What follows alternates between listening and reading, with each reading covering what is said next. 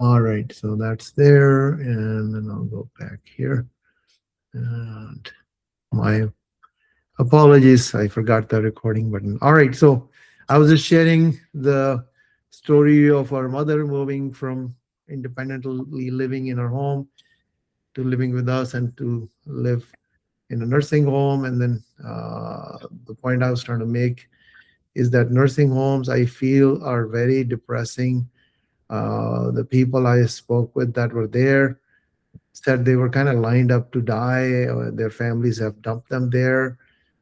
I mean, I would say, I mean, when on a pretty much daily basis, when we were going to visit our mother, I only saw like one or two people getting visitors. Okay, most of the people were just, there. Their family members just maybe came over on the weekends at most. Other than that, they were just, alone. Okay, so I feel that is a problem that should be solved, and we'll go through, just the solution and get your feedback on what we are thinking of, so how we solve this problem. So just to review, and we are a small group here, so if somebody wants to chime in, please do. It's again pretty clear, and I'm kind of getting towards that age also. What do any people, anybody wants? Okay, as a human being, we all want to stay in our own homes. I mean, even an animal, I mean, a bird would always like to go to their own home.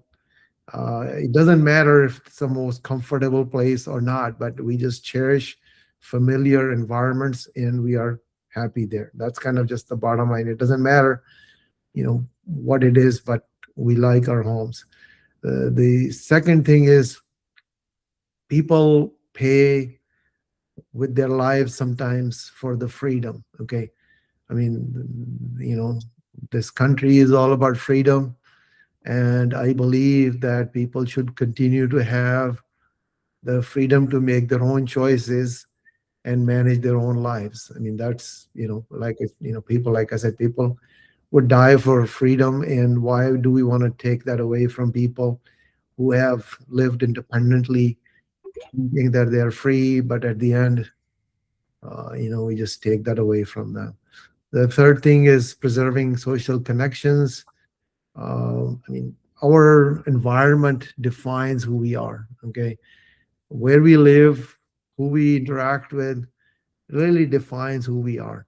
Our friends define who we are because they say you are great, so we think we're great. If our family says we love you, we feel loved.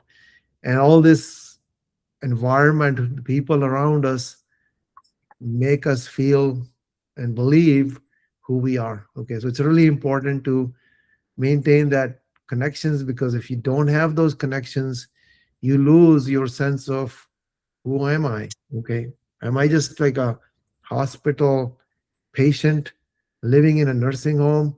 Yes, I can press a button and somebody's going to come help me, but this is not the environment that I'm used to. Okay, where I wanted to live freely and defines me who I am. Okay, I mean, I want to live a normal life.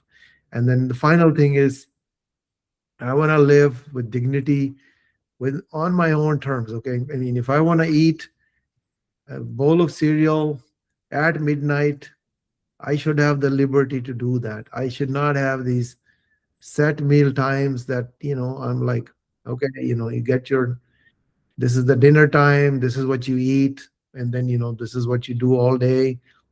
I like to have the freedom. Okay, I want to be living with dignity and with respect on my own terms. Some days I don't like to, bathe, then it should be my choice. Okay. So the bottom line is, as seniors, which are not any different, everybody wants to live at home. They want to have their belongings, which are our memories, which define who we are around us. So we look at, like I have pictures from my childhood of the model airplanes I used to build. In my office, every time I look at them and say, wow, it takes me to those days when I used to do that, and it just makes me puts a smile on my face. Okay, so all these things kind of define how we feel. Okay, and again, life is really a feeling. It all depends on what you feel defines the life. I mean, people living in jail are also still breathing and eating, but they don't have that same feeling of freedom. So I don't want people to be feeling that they need to go to jail to be living. I would rather than, if that's the situation, then maybe just, sorry, I'm getting this weird thought that, instead of going to a nursing home, maybe just do something to go to jail. It will be kind of similar situation, I guess.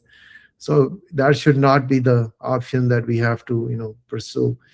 Um, the other thing is just having your community that, you talk to your neighbor when you stick your head up above the fence, or just, say hi to the people familiar with you. It just kind of gives you that warm fuzzy feeling. All right, and you want to have your autonomy, and that's what defines the high quality of life. So that's kind of my take on what we all want. Okay, I mean, this is just human instincts, desires, needs, and natural way of living. All right, so what are we trying to do? Okay, we want to partner with you to meet your desires, which are our desires, because we are all in the same boat. Okay, that's what we are trying to do here. And we have come up with something to solve this. So the agenda for the rest of the call is to talk about more, the challenges that we face every day as seniors, our pain points. After that, we have some people here that, if you folks can please share your thoughts and, kind of make sure that what we are thinking makes sense. So we'll hear from the participants and understand your living situation, on how you're, what kind of challenges you're facing, your interaction with the family, and so on. And then talk about a solution, which is about using a room to barter for help without spending too much money or getting it for free. And then finally, again, if you are interested, we would go forward and see how we can help you accomplish this goal of living independently. So that's the agenda. Now I'm just going to talk about a little bit more about this challenges, and then I think we'll try to all chime in a little bit. Again, the big thing about, living alone is completely, I mean, solo senior, is the loneliness and isolation. You feel disconnected because it's not that easy for you to be transported, and family might not be nearby. So loneliness is a mental challenge. Okay, I mean, people who face it can feel the burden, but it's one of these things that we don't even know exactly how to say that, hey, I'm lonely, we need to solve this issue, because it's like a pain but that we are unfamiliar with. Okay, it's bothering us, it's on our minds.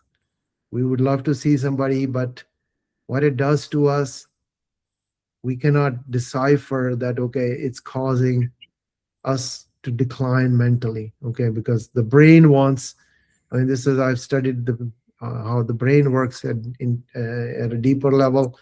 Our brain wants stimulation. Okay, how the brain gets stimulated is through interaction with new things. And when I say new things, I mean, just things that are moving around. Even if it's a bird, if it's an animal, why we like, like a deer to walk in our yards is, even though they might eat the flowers, but it just like stimulates to see something different. Okay, but in our own environment. So I think having interaction with other people is a big problem. And also it's a big problem for your loved ones. Is mom okay? I mean, unless they're able to call you all the time, the loneliness and isolation is a problem for everybody. uh, just this feeling of being alone, that I cannot just have somebody to talk to, or yes, you might be able to call, but phone calls are limited. It's not like people spend, half a day on the phone call, but people, when they're together, they can talk about stuff all day long. So that's the first thing. The second thing is this feeling of being a burden on your family, okay? Because no parent, I mean, we all love our children. It doesn't matter, the age is irrelevant, wants to be a burden on your family members, and especially your adult children who might be pretty, I mean, old in their, I guess, span of life. So it causes a lot of what I call emotional baggage. You want them to come and see you, they have other things to do. So it kind of becomes a bit of, I mean, like an emotional ping pong on, okay, who is pushing, and, who is kind of unhappy with the other person. So that whole emotional baggage sometimes is kind of weighs people down. The people you have had good relationships with, if they didn't show up for the Mother's Day, now you're unhappy, and they have guilt. So that kind of reduces that loving relationship to a lower level. So this whole thing about having family around is great, but it causes this emotional burden on both sides. Next thing is the household chores, cooking, cleaning, repairs, hard yard work. That becomes a challenge. A lot of seniors just don't feel like getting up and cleaning, or their homes can be in disarray, or just because just you know this isolation leads to depression and so on.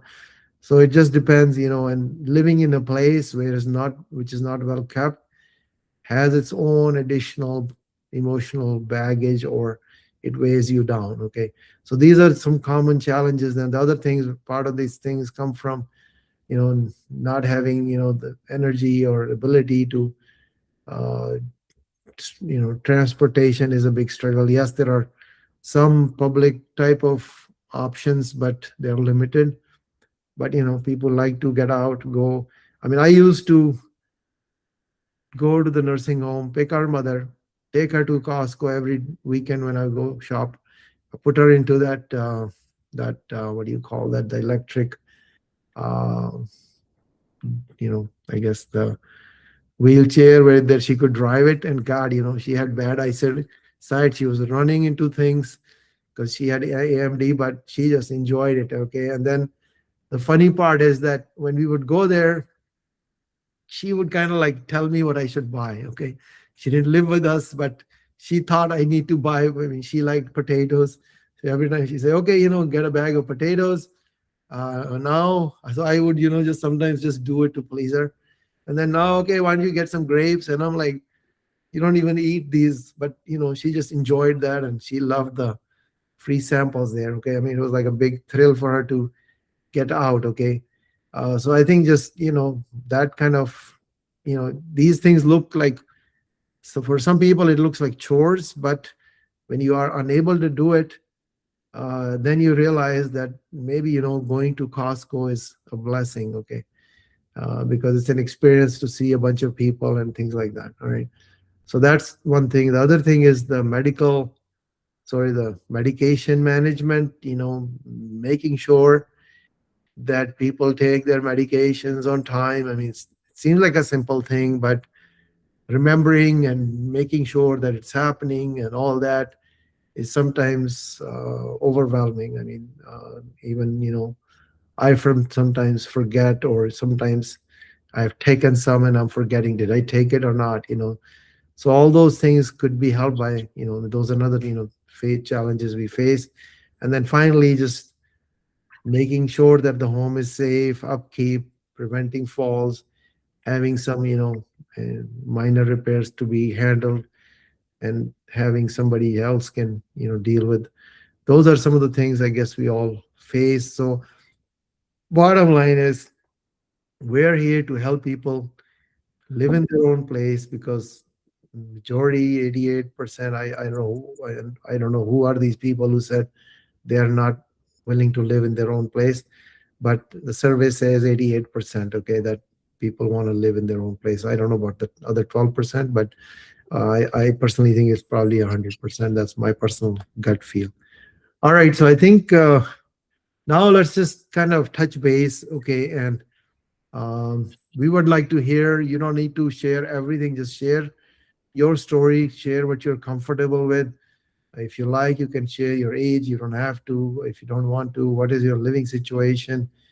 Where are you located? How do you get current help and family involvement and so on? And how do you feel about all this? So I think I'll just pause here, and you folks can, share your thoughts. Let me go back to the meeting here and see who all is here. Um, so we do have, I think, total people attending are 10. So I don't know, maybe, if somebody can share. Uh, I'm just going to pick people and just see if somebody wants to volunteer. I see you here. Marsha, you were the person who was speaking earlier, so I think you probably won't mind sharing. Yeah, tell us, about yourself. Where do you live and what challenges you're facing?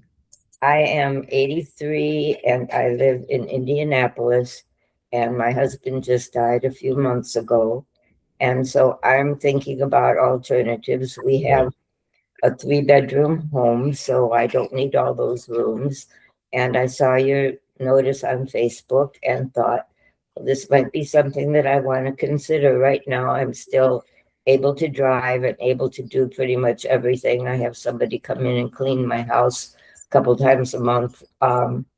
So I'm okay for right now, but I'm looking ahead and I don't want to move.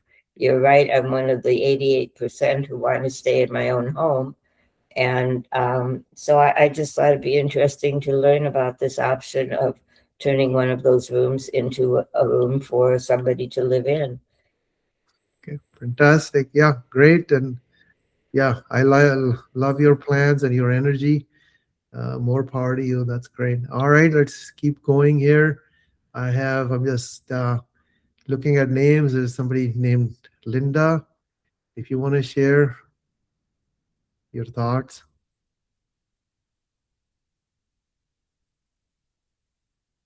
Okay, Linda, you probably are on mute. Let me just see if there is anybody else who. Okay, I got it unmuted. Sure. Okay, sorry, it just took a minute. My situation's a little bit different than I think most people here. I'm just about to turn 65. I currently physically am okay. I like to look ahead, the future. I am currently living in a 2-story townhouse, and next week, actually, I'm moving to a new apartment that's 1 level.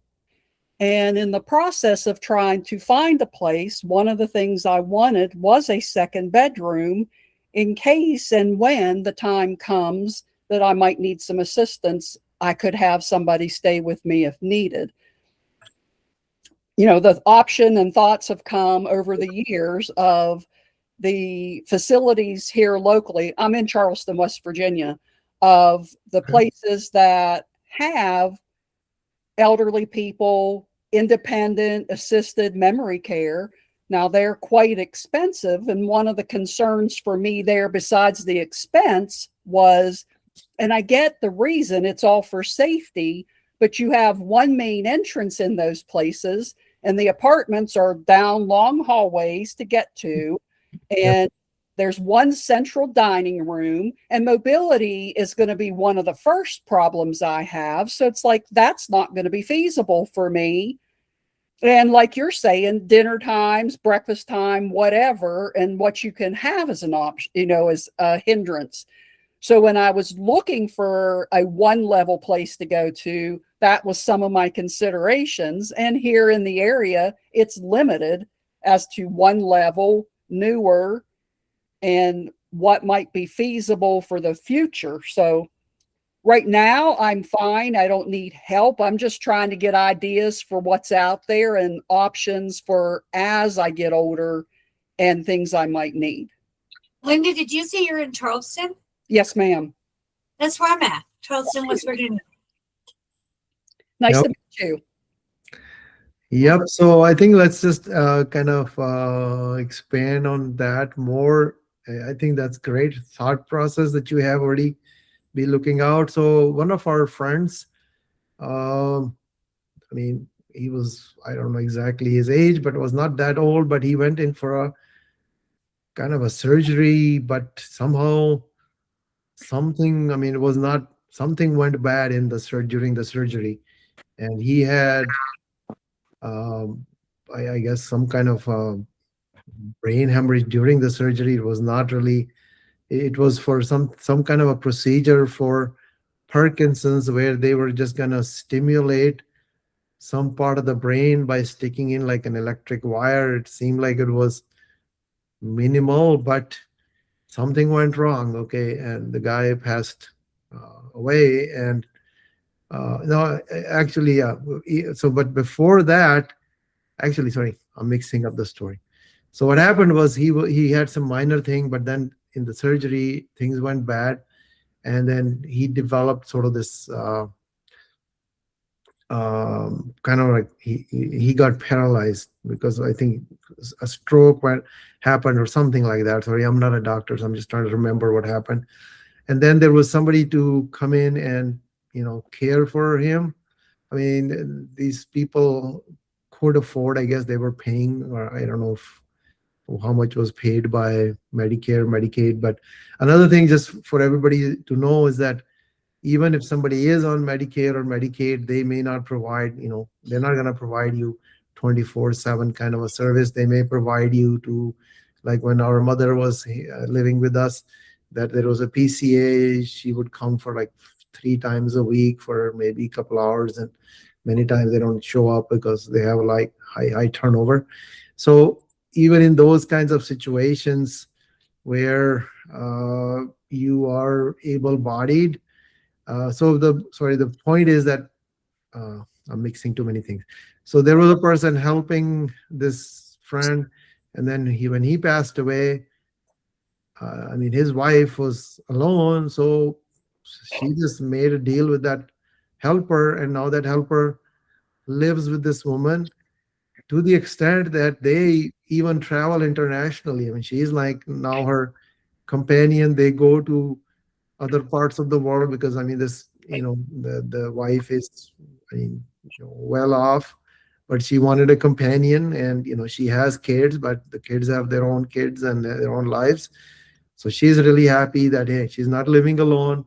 She has another person living with her, and they she can afford to pay for her to be, they go to movies together. I mean, I was shocked to hear that they even went on an international trip. And I said, wow, that's, I think they went to like Portugal or something together. So that's kind of, I think, that's a great story, Linda. I think that you are looking forward to it, and we are here to support and learn from you. All right, thanks for sharing. All right, Mary, do you have any thoughts? Can you hear me? Yes, we can hear you. It's fine. Okay. I'm real interested in the topic. My adult children have started harassing me about moving. Well, they've been wanting me to downsize. Like several of you said, I'm in a large 2-story house. My husband passed away 5 years ago. Eventually, and even now, the stairs are really difficult. But I've looked. There's just not a lot on the market. And the problem is to move to a smaller single-story house would be as much, or if not more, than what I would sell this house for, because of the inflation and the economy. I'm in the Seattle, Washington area. Okay. Things are just really expensive here.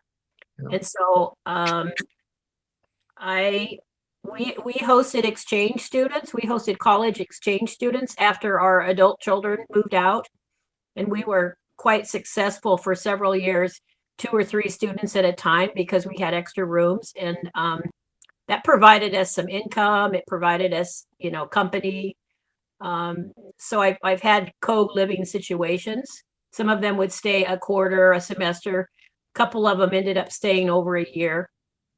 But it's something I'm interested in, looking at how you find and screen a match, and some of the other complicated safety issues to make sure that you're making the right choice with the right person.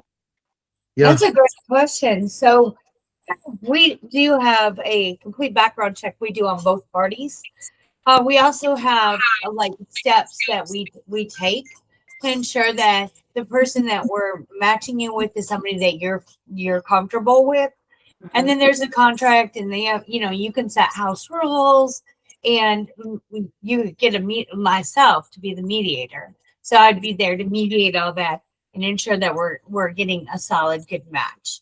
You'll have an in-person meeting, and it's not like it's just anybody. You get to pick and choose who's living in your own. Yeah, and we will kind of go through that in more detail Okay. but I think Diana answered the question at a high level. But yeah, because I think another reason we want to do this is that this kind of thing is being done through sort of private channels, Facebook and so on. Yeah. But it's not as secure. So another thing I strongly believe in is that technology enables things that weren't as easily doable before, like Uber. People had cars, okay, and people needed rides, but by having this technology that kind of monitors and connects people, now, I don't know the number of Ubers or I guess, Airbnb. We are kind of looking at it as an Airbnb model for long-term match, but not as much for pay. It's more for services and companionship. So I think, I think, Mary, There's just a safer way to do it rather than going out on the web and just trying to find somebody. That's not super safe. I When totally we agree. do it, I and we agree. can provide, your security, your background check, and we'll have people looking out to ensure that everything's a good fit. The other thing, Raz, is that you didn't mention that I like to always say is I kind of see this whole program. Yes, you can find people that can come in and assist you with the things you need assistance with, but I also kind of see it as like a Golden Girls opportunity. Like hopefully the person that you get in your home, you will develop a friendship, and there will be, you won't feel as alone. There will be that sort of thing. Yeah, that's one way of looking at it. I also call it rent a son or a rent a daughter arrangement, where I guess, you don't have the emotional baggage, and if I don't like this particular person, I can get rid of them, but not something you can do with your own children. Okay. So that's kind of the challenge. All right. Thanks, Linda, or Mary, sorry. Thanks for sharing. I guess, Carolyn, you're here. Is there something you want to share? Mama, your phone is on mute. I'm unmuted. Okay, great. Okay. I live in rural northern Michigan. So I am quite isolated up here. And I can see where this companionship program would be very good. Right now, I'm in my 70s, my mid 70s. And of course, Tyann's my daughter. So I rely on her and her sister. But yes, I can see where this I live a long ways away, so I'm not a very good person to rely on. Yeah, she's very long distance. Where having somebody closer by that could come in and stay with you and be with you and help you would be very beneficial. Yes. Yeah, that's great. Sorry, go ahead, Caroline. I'm not at that point right now, but yeah, someday I may be there and I may need that. And the last thing I want to do as a mother is to burden my children. No, that's So, good. Yeah, I think another thing, this is also pretty common. A lot of children and family members are living far away. So like, Carol is somewhere north, in northern Michigan. Mhm. Diane is in West Virginia, and I hear all these times that Diane has to drive all the way up there to check on our It's mom. a 10-hour drive. It's a 10-hour drive. So it's not uncommon, because a lot of people move away from smaller towns to pursuit of careers and so on. Right. So that's a big challenge. A few other things I would say that kind of gives us this confidence that, okay, this is a good thing to do, is that similar models exist in other countries. Even Netherlands has something like this. And the many countries where people come and live together, and the person who is sharing their home, maybe even not only provides a place to stay, but they're getting I guess companionship and so on. So I think we want to do the same thing. I think this is a great country, but a lot of times it seems that the seniors are not as well taken care of as what they deserve. And I think we got to somehow work together. Again, we need help from all of you to partner with us, because it's a mission that we want to solve for. I don't know, it's like probably 25 to 30 million solo seniors. And it's not just for solo seniors. I personally think that if you have the money and you're living in a big house, even though you are a couple, why would you not want to have somebody else come and help you? Okay, I mean, we should be able to say, hey, I want my coffee or salad or breakfast at this time, and let somebody else make it for you. Okay, and why not? I mean, and then they're also learning from you, so you're just bartering what you have and creating value for everybody. I'll just share with you that I went to college in Iowa, and I lived in the basement part of, I guess, a person or a couple, and they had this kind of designed such that three students could live in their basement. We had a kitchen and so on, but we had great relationship with this guy Jim. His wife passed away while I was there, but later on he was alone, so he was uncomfortable because the wife used to drive him. But when she passed away, I would drive him around and just sometimes talk and things like that. And he shared his house with me. He used to let me use his garage for fixing my car. So we had a great relationship. I even went back and saw him after graduation at one point, just to kind of see how things are going. So that's kind of relationships are happening, can happen, and I think it's a great thing for the whole society. Okay, I think it's even a good thing for the younger people, especially college students, to have a place which is a little bit more home feeling than kind of the dorms where it kind of feels like a zoo. I've done that also. So anyways, I think I'm going to keep moving here. Thanks everybody for just sharing. So I'm going to go back to the slides and talk more about what we have here as the solution. So I'm going to. All right, so we shared, and thank you for sharing. So we'll keep going here. All right, so again, this is just a review of what we talked about. I'm repeating. We all want to stay in our own homes. We want independence. People die for freedom. We want to have our connections. Our environment defines who we are. Carolyn has one of the things, the reason she doesn't want to leave her home. She has the most amazing garden, okay? And she's just like, that's kind of her, I don't know, love or creation or whatever we want to call that. Healing space. Yep, her healing space, okay, which is, we all create our special healing spaces. And in many cases, that's not our children. Right, Carol? Right. That's just, sorry, a joke inside. The joke knowing her and Cayenne. So, and we want to age with dignity. Okay, so that's what we are here to help you accomplish. How we are doing this.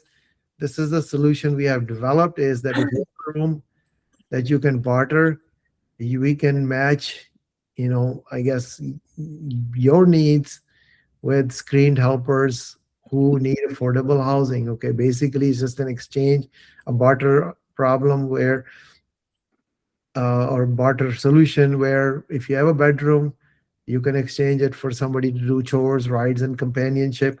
Again, think of it like Golden Girls or rent a son, rent a daughter arrangement without hopefully the emotional baggage that comes with because of Without the emotional baggage, Mom. Rent a Diane, daughter without the you're- emotional baggage. yeah, Diane, you're my emotional baggage. right. That's what I'm saying, So That's funny. people who have daughters or they can relate to that, and I empathize with Carol. All right, Diane. All right, moving along here. So the seniors provide their bedroom. That's kind of how it works, and then the helpers provide the services, and both benefit together. All right. So my question, just one of the people who are here, what's your, any thoughts? Does this kind of, I think we have talked about a little bit, but this type of, well, I'll actually wait till I show you a few more things, then we can hear and discuss. All right. Again, the help needed, with housekeeping, cooking, driveway. We're not talking about medical necessity, but something your children can do. I mean, anybody else potentially can also help do. Uh, and how comfortable are you, with a screened helper? I mean, sometimes, we have people coming in and out and they're not screened, but I think we will talk about this. How do we make it safe?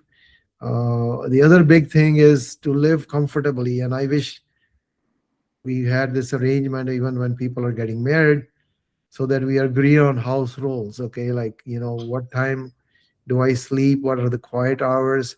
What is my privacy? So we'll talk about that as we go forward. Roz, when I had exchange students, one of the things that I set up with my kids is I had a booklet that we sat down together and we wrote into that booklet house rules, things that we thought would help each other so that living together was a smoother transition. And that's a good thing for even this program. Yep, absolutely. And we go into extreme details. I'll talk about that and show you the level of details we go into for making sure that the house rules are going to be beneficial to both parties. All right, but let's talk about the pricing again. Depending upon how many services you need and what kind of room price you can establish for your offered room, this thing can actually cost you nothing. Okay, that's it depends upon what you want to do. So before we get into the pricing, just to kind of give you sort of a reference, the assisted living facilities are not cheap depending upon what you're looking for. They can be several thousand to up to could be 7,000 depending upon the location. If you get in-home care services, they are again pretty expensive. Again, they can run into several $1,000s. And nursing homes are even more expensive. There are adult daycares, they don't really compare, and they're not all easily available either. So those are the prices that you got to be looking at. In our case, again, we want to have as a mission, and we want to provide a more cost-effective alternative to traditional and care options that are out there right now.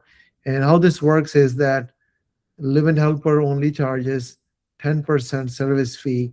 This fee is based on the greater value of the estimated rent for the available room or the monthly service value. So what that means is that, for example, if you have your room and you say, okay, I'm going to charge $700 per month, again, you decide whatever you think is the right value. And the helpers services are valued, the services you look for. The way this thing works is you say, okay, this is the room and I need these services. Based on those services, we also ask you how much money you would want to offer per hour. Okay, so let's say you say I'm going to offer 15 or $20 an hour. We calculate that, okay, for the services that you need, how many hours are going to be spent during a day, a week, and a month. And based on that, we will calculate the value of that service. The example I have here is showing that the service value is $1,851, and the value of the room. And let's look on the right side now. So the estimated rent is $700. The helper that is providing the services, the estimate of their services is $1,851. So the net amount that has to be paid or owed by the host is $1,151. Then we charge our fee, and there is processing fee. So you're getting these services for $1,403. And I wish I had the numbers to show you. Like, I mean, again, you can think of $1,800 worth of services you're getting for $1,400 because you're using the room. If you don't want to pay anything, you just reduce the value of your services needed, and you can come out even, or you can even, get a few $100s in return for your room because you don't need that much services. So that's kind of the arrangement we have. Okay. We do ask for a security deposit just to make sure that, we are taking care of, we will take care of the payments arrangement, and both parties don't have to ask, hey, where is my rent or this and that. All that is taken care of automatically. And the money, is getting pulled from either the host or the helper, whomever has to pay, and goes into the other person's account. Okay. Any questions on the pricing part of it? Okay. Again, compared to the alternatives, this is a much more cost-effective win-win sort of a situation. All right. Moving along, I guess we are here to help you again, address concerns. So the biggest obstacle sometimes is the safety. So let's talk about the safety issues. What we are doing is we would do a background check on both parties, the helper and the host. And we will also require that you have a trustee involved in this relationship. So, one of your adult children, who Carol likes to call the emotional baggage, can be involved to make sure that, they're looking out for your interest and address, any kind of financial concerns, compatibility, all those types of things. And we help you kind of make this as a, kind of a smooth transition, meeting the helper, maybe looking at the trial period. Again, having a written legal agreement and family involvement, all these things make it more effective. And so that's kind of, those are the things we are trying to do. The next step would be that we want to understand, if this is something you want to explore. Another thing I did not mention, there is no charge for listing. Okay, a lot of charge services, even care.com, if you want to use, some other providers and you want to be able to search independent providers, you got to be on a subscription plan. Our goal is, or at least, the value is that you only pay once you're getting services. You don't pay to be listed. And we recommend and request that you work with us. Let us do a one-on-one follow-up session with you, and let us have you listed on our website. Okay. So that's kind of, I think, And just because you list it doesn't mean that you're committing to anything. It just means you're getting ready. You're seeing what we have to offer. You're knowing your options. We don't even have to publish the listing until you're ready to publish it. Yeah. So bottom line is, I think few people mentioned here, they want to know how does this work? Right. Yeah. So I think, that, this would help you kind of understand how it works, and again, I think just, it's like, even when I think I'm going on vacation, I feel better. Okay. So knowing that you're getting to a better place is going to help you feel better even today. Okay. Well, I saw Mary has her hand up. Okay. Sorry. Go ahead, please. Do you contract or arrange like a month-to-month terms, or is there a minimum term that you're making an agreement with your live-in? How does that work? Good question. So I'm just going to repeat, how long is the term of the contract? So we have a short-term period, which we say at least 3 months, because somebody is moving in and out, and I mean, we don't want to do it like a weekly kind of thing. But however, if I mean, either party can terminate.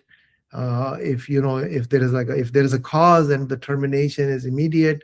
If there is like a no cause termination, then you can decide. Okay, do you need like 15-day notice, or do you want to reduce? So we ask you those questions in terms of the application. When you do this, fill this out online, how much of a notice you want to have on both sides. So that way, again, the goal is that nobody should feel trapped, or yeah. So it's not like a it's not like a lease that you sign for a year and now it's very difficult to get out of it. Right. Okay, I hope I answered that question. All right, so I think that's kind of what we are doing here. Again, that you will have a better quality of life, not only loneliness. There are things I just don't like to do. Okay, I mean, I prefer that somebody, if they can do those for me, why not? Okay, and again, everybody agrees we want to age in place and lighten our family burden, because we don't want to be burdening anybody. All right, so that's kind of I think towards the end, I'm going to do a little bit of a demo of the application. Again, thank you, and we will reach out to the people who are here, and I would hope that you just take a chance. Again, listing yourself does not mean you're agreeing to getting a live-in helper. Okay, it's just like signing up for something. If I like, I'll move forward. If I don't, I don't. Okay, so that would be the next step that why we need you right now is we are looking for your feedback. Okay, because we want to see that how we have this software set up, is it going to work for you? And when you're doing it for you, you're doing it for the rest of the world also, or at least across the nation, the seniors that are out there. So your feedback is really shaping the direction. Don't think that just doing it for yourself. You're doing it for the future of all the seniors and upcoming seniors, to make this place a better place and help us have better technology. Okay, so I think I'm just going to take a little bit of time here to show how this looks. Again, this is the website. If you want, you can just click on get started, and then it'll ask you to log in as a host or as a helper. And I think we'll just show a few things here. Once you are listed, just like Airbnb, we are using Airbnb as a model, that your home would be listed here. So let's say you are listed, and we have some listings in Minnesota. So somebody says, I'm looking for Minnesota, or they can say, I'm looking for Bloomington, but let's just say Minnesota. And then, they can say, okay, what kind of amenities they're looking for. They need these things, so they can look for specific things if they want. And then they can say, okay, I'm looking for like how many service hours they can specify per week. And then they can search, and then they get these homes in Minnesota. So then they can, come here and look into the details and then apply. So that's kind of the process for the helper. Let's look at a listing for, I'm listed here. Actually, sorry, I have too many things open. So this is a host Dale Johnson. They have already listed their place. Okay, this is, lovely home, blah, blah, blah. Just like Airbnb, it's going to show the helpers that they're offering $20 an hour. They need a lot of services, which are going to be $3,000. Rent is this. And then the host pays the helper to provide these services, $2,400 and change. Okay. And then this is the property. Okay, you got private bedroom. You have 2 windows. things like that. I guess this is still status, is draft, is not published, but I'm just using this as an example. And then I think I already have this other page open. So, well, I can just go here and again, click through. So here, when you come here, you say, okay, what's your personal information? You enter all that. You provide, do you have any criminal history, all that, and then who is your trustee, and then after that you're going to list your space, address, and type of property, where is the room, okay, which level it is on, number of windows, is the parking, what amenities are available, smoking allowed or not, and then how much are you paying, a lot, giving, we're going to look at the value of the rent, and then what are your desired services, okay, and this goes into a lot of detail, okay. I mean, I'm just showing you what's already filled out. Like, you need meal preparation, I need this once a week, how many hours, and this is the, and then I need also help with errands and grocery shopping and companionship and transportation. In transportation, whose car is it? Is it the helper's car or the host's car? And then we make sure that people have insurance and all that. And then what's driving mileage fees, how many trips, how many miles. So you estimate all these details, and then we do this math for you to show you, okay, that you have picked 23 hours of services you're looking for. You need 12 hours of driving, so the total hours per week is 35. I mean, that's a lot of services. Okay, most people are not going to need it. That's why they add up to be quite a bit. As just a scenario here, we're offering $20 an hour, and then we are offsetting it by the rent, and then the mileage charge is this, because we are using mileage charge to be the IRS number, which is 65 cents per mile, and the total charges per week is this. That converts to 3,000 something for per month, and then this is the rent, and this is how much you pay, and then. So that's kind of the desired services, okay? When the person applies, they can agree to or just say, I cannot do something because it doesn't work for me. And then you can define your house rules. And a lot of things we have kind of coming out of the system. We used AI to figure out what these should be. But you define, okay, what are the quiet hours?